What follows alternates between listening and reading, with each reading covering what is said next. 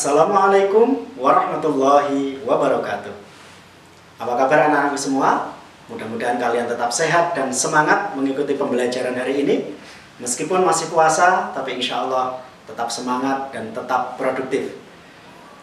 Nah anak-anakku, hari ini kita akan belajar bersama Ustadz Arifin tema 9, Kayanya Negeriku, muatan pelajaran PPKN KD 3.2 pembelajaran 2. Namun sebelumnya, mari kita awali pembelajaran hari ini dengan bacaan basmalah. Bismillahirrahmanirrahim.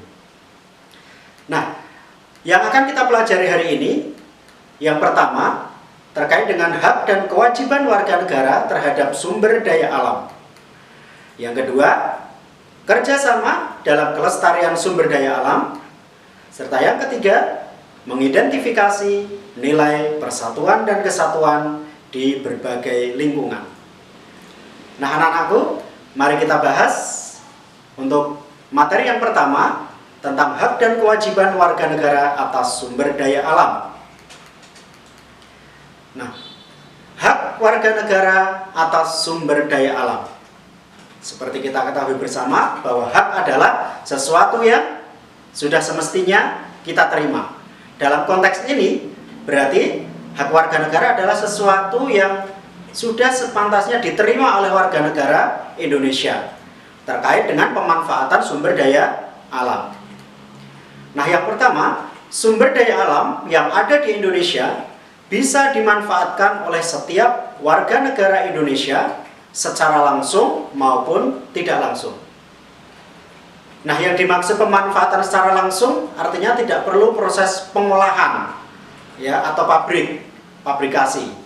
Tapi bisa langsung dimanfaatkan, misalnya bahan pertanian, itu kan tinggal dimasak, bisa langsung dikonsumsi. Nah, sedangkan pemanfaatan secara tidak langsung biasanya melalui proses pengolahan.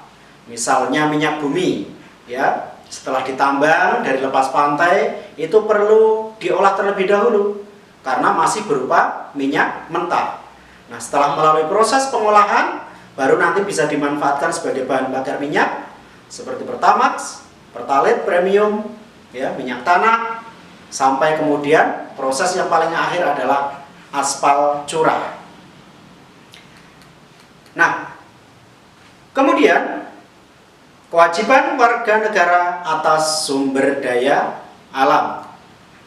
Yang pertama adalah melakukan penghijauan di lingkungan sekitar, kemudian menggunakan energi alternatif, misalnya energi matahari, energi angin, energi air laut, dan Indonesia sangat kaya dengan sumber-sumber energi alternatif.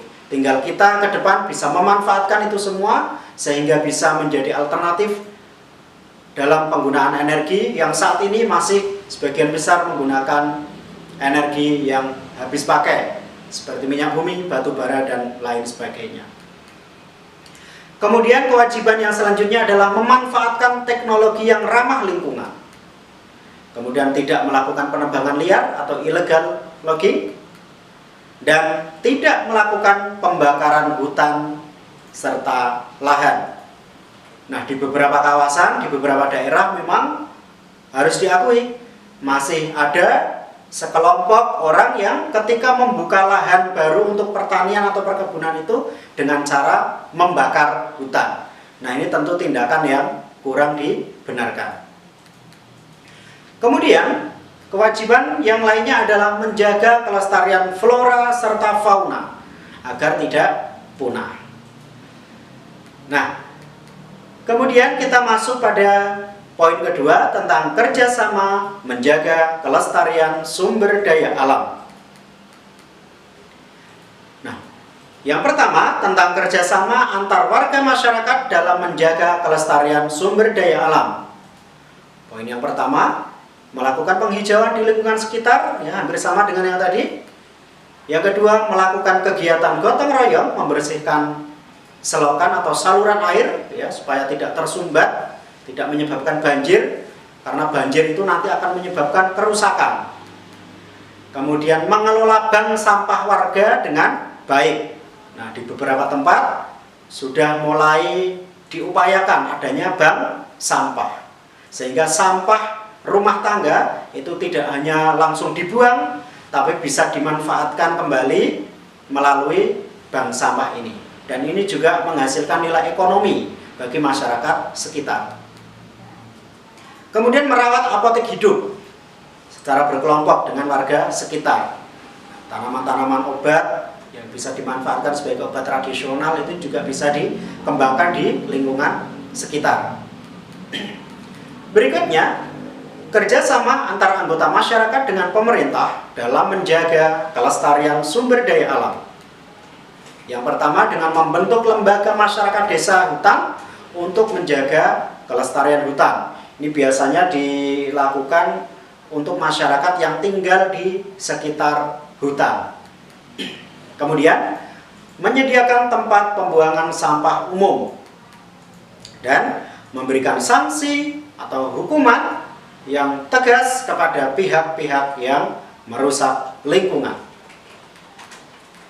Nah, selanjutnya anak-anakku, kita akan membahas tentang menerapkan nilai persatuan dan kesatuan di berbagai lingkungan. Untuk yang pertama, penerapan nilai persatuan dan kesatuan di lingkungan keluarga. Contohnya, dengan mematuhi aturan-aturan yang sudah disepakati bersama dalam satu keluarga. Kemudian, bekerja sama, membersihkan rumah sesuai dengan tugasnya yang disepakati bersama. Nah, kemudian contoh penerapan nilai persatuan dan kesatuan di lingkungan sekolah. Nah, melaksanakan tugas piket tepat waktu. Ini ya, karena tugas piket ini sudah dibagi, sudah melalui kesepakatan bersama, maka tetap harus dilaksanakan. Kemudian, tidak memilih-milih teman saat bergaul. Nah, berikutnya adalah penerapan nilai persatuan dan kesatuan di lingkungan masyarakat. Dengan cara gotong royong, membersihkan selokan atau saluran air, kemudian berpartisipasi atau ikut serta secara aktif dalam musyawarah desa. Nah, musyawarah desa ini biasanya membahas program-program yang akan dijalankan ke depannya untuk memajukan desa. Nah, anak-anakku, kita masuk pada penugasan.